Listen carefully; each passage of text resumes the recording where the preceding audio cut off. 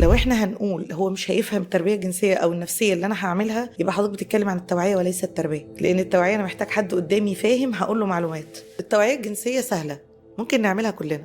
يعني ممكن كتاب في المكتبه حد شاطر كاتبه كاتب لنا كل المعلومات اللي ممكن نقولها للاطفال والمراهقين، هجيبه واقراه وهقوله للطفل. هل كل الاطفال اللي بتاخد توعيه جنسيه بتعمل بيها؟ بعض الحضانات اتصلت بيا وبتقول لي احنا عملنا ورشه حمايه من التحرش الاسبوع اللي فات. الاسبوع ده الاطفال طول الاسبوع بيلعبوا العاب جنسيه. الجزئيه دي كانت الاجابه عنها ايه؟ هو ده بقى التوعيه. احنا عملنا توعيه بدون ما نعمل تربيه، فدي كانت النتيجه، ان انت نبهتهم واثرت الفضول. انا لما اخلي طفل قاعد في امان الله اجي اقول له خد بالك، اوعى حد يمسك هنا، اوعى حد يلمس هنا، وسايب جسم كله وماسك في حته معينه، اللي هو ليه اشمعنى بقى؟ دول ليه اشمعنى بقى؟ دول وبعدين ايه اللي هيحصل يعني لو حد لمسه؟ وبعدين انتوا ايه اللي مضايقكم في المكان ده؟ ده غير ان ماما في البيت ممكن تبقى بيلعب في ودنه عادي، بيلعب في مناخيره عادي، وهو 3 سنين مثلا 4 سنين، كان اول ما يلمس اعضائه الخاصه تلاقي الام صرخت، في ناس بتضرب على الايد وعيب وغلط بالظبط. وبتتحول، ماما بتتحول. لكن انا بتكلم في تربيه. لذلك انت لو عايز طفل ما يعملش حاجه ما تركزلوش عليها، اصرف انتباهه، تجاهلها. اصرف انتباهه ودخلها له معلومه في وسط معلومات. فطبعا احنا دخلنا الكلام عن الاعضاء الخاصه واداب التعامل معاها